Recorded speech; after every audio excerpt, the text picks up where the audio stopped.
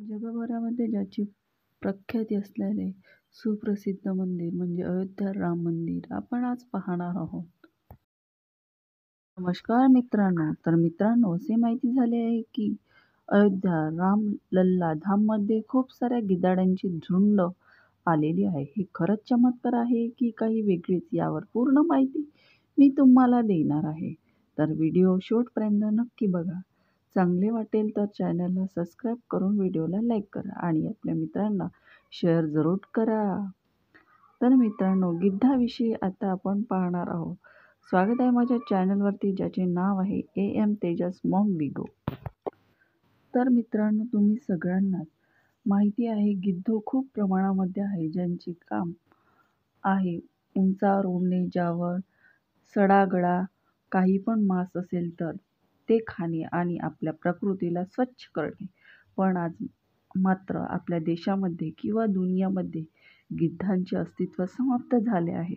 कुठकुठेच हे गिद्ध वाचलेले दिसत नाही. कुठकुठे गिद्धांचे केंद्रसुद्धा बनविले आहे, जेथे गिद्ध आपल्या पाहावयास मिळते. आज काही लोक गिद्धांना पाहावयास सुद्धा मिळत नाही. ते पाहायसाठी लोक तरसले आहे. एक गिद्ध अखेरकार राहतो कसे दिसतो तर आपल्याला माहीत सुद्धा नाही. आता आपण पाहणार आहोत अयोध्याविषयी. तुम्हाला माहितीच असेल की 22 जानेवारी गर्भगृह स्थापना होत आहे. म्हणजेच अयोध्यामध्ये श्रीराम मूर्ती स्थापना होणार आहे.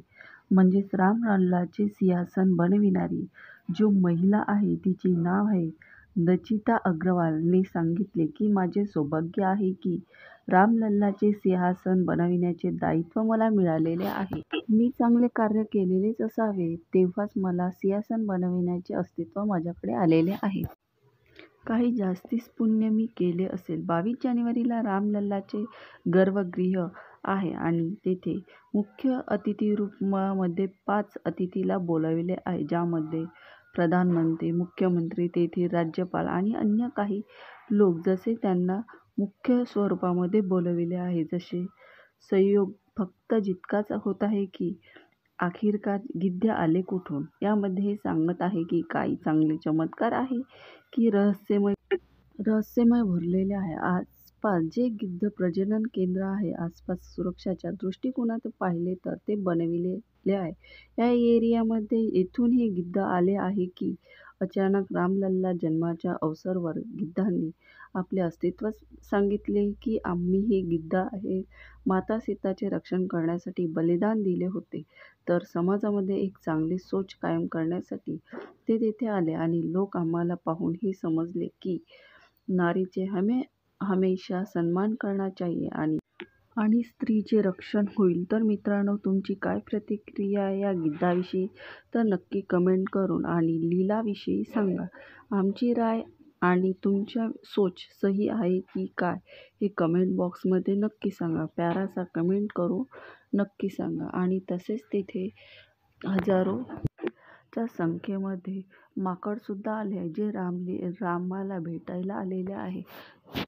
हे काही अद्भुत चमत्कार तर नाही आहे ना?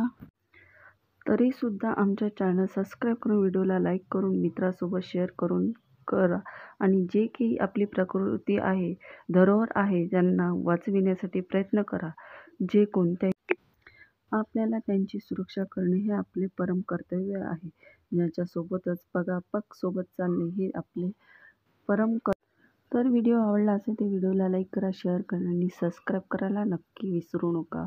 धन्यवाद.